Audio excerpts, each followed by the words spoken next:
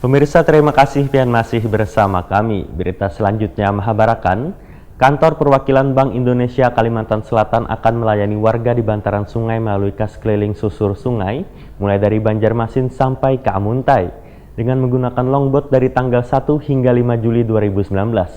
Acara pelepasan kegiatan ini dilakukan di dermaga Pasar Terapung di Jalan Pere Tendean, Banjarmasin Tengah. Kantor Perwakilan Bank Indonesia Kalimantan Selatan akan melayani warga di bantaran sungai melalui kas keliling susur sungai mulai dari Banjarmasin sampai ke Amuntai dengan menggunakan longboat dari tanggal 1 hingga 5 Juli 2019. Acara pelepasan kegiatan kas keliling susur sungai One sosialisasi ciri-ciri keaslian duit rupiah agar warga lebih mengetahui duit layak edar ini dilakukan di dermaga Pasar Tarapung di Jalan Pere Tendean, Banjarmasin Tengah jelang tengah hari Senin 1 Juli 2019. Siap. Sikat. Siap, terima kasih.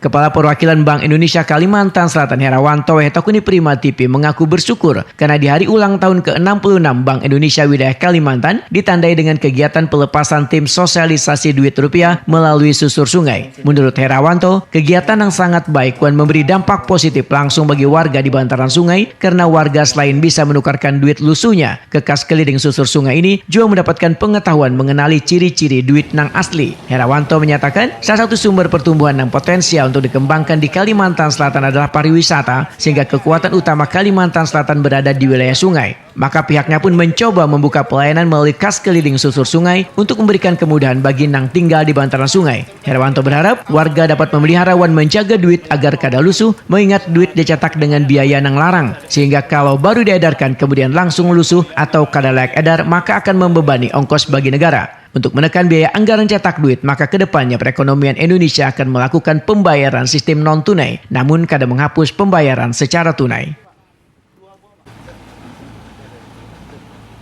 Acara susur sungai ini baru pertama, sehingga kalau biasanya itu sifatnya adalah semacam kas keliling, tidak ada program khusus dan modalnya tentunya lebih besar. Pak, ini sekaligus untuk menarik duit-duit lusuh tuh Pak yang ada di sana. Iya, duit lusuh di masyarakat, apalagi di masyarakat pesisir, di daerah sungai ini ada. Berapa duit lusuh? Target capaian? Ya 2,7 itu. Layanannya apa aja nanti Pak yang dilakukan di sana? Penukaran dan sosialisasi. Jadi tadi penukaran, kemudian sosialisasi bagaimana memperlakukan uang tunai, bagaimana mengenali uang rupiah yang asli, dan juga tadi cara-cara bertransaksi secara non tunai. Untuk sosialisasinya Pak bagaimana Pak bentuknya?